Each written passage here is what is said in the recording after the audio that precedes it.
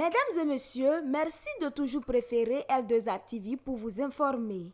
Pour le résumé de l'actualité internationale de cette semaine, cap sur la France qui célèbre ce 14 juillet sa fête nationale.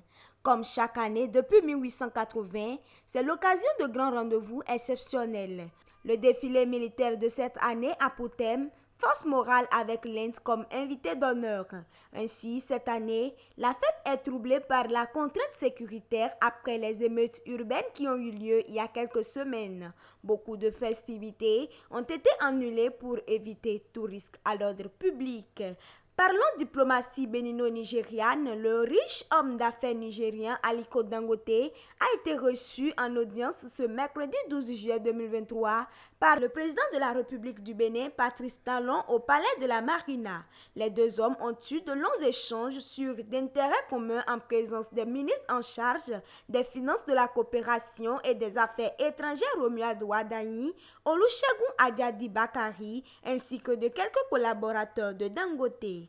Un tour au Kenya où des affrontements entre la police et des manifestants ont causé la mort de 6 personnes ce mercredi. Ces derniers avaient bravé l'interdiction et répondu à l'appel à manifester de l'opposition pour protester contre la hausse des prix et de nouvelles taxes imposées par le gouvernement. Les autorités ont menacé de mettre fin à la culture de l'impunité en pointant du doigt les dizaines d'agents de la force publique blessés et les pertes pour l'économie du pays liées au pillage.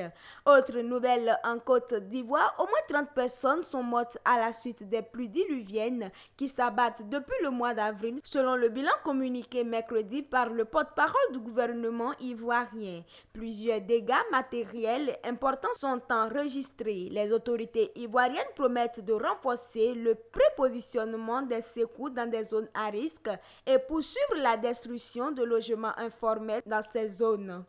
Nous achevons par cette nouvelle. Le gouvernement malgache a convoqué mardi les électeurs aux urnes en novembre et décembre prochains pour reconduire l'actuel président Andry Rajoelina ou lui choisir un successeur. Dans un communiqué, les malgaches sont invités le 9 novembre pour le premier tour de l'élection présidentielle et le 20 décembre pour le deuxième tour s'il y en a un.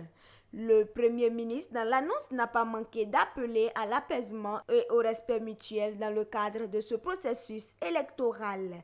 Merci de nous avoir suivis. On se retrouve la semaine prochaine pour un autre numéro du condensé de l'actualité, toujours sur L2A.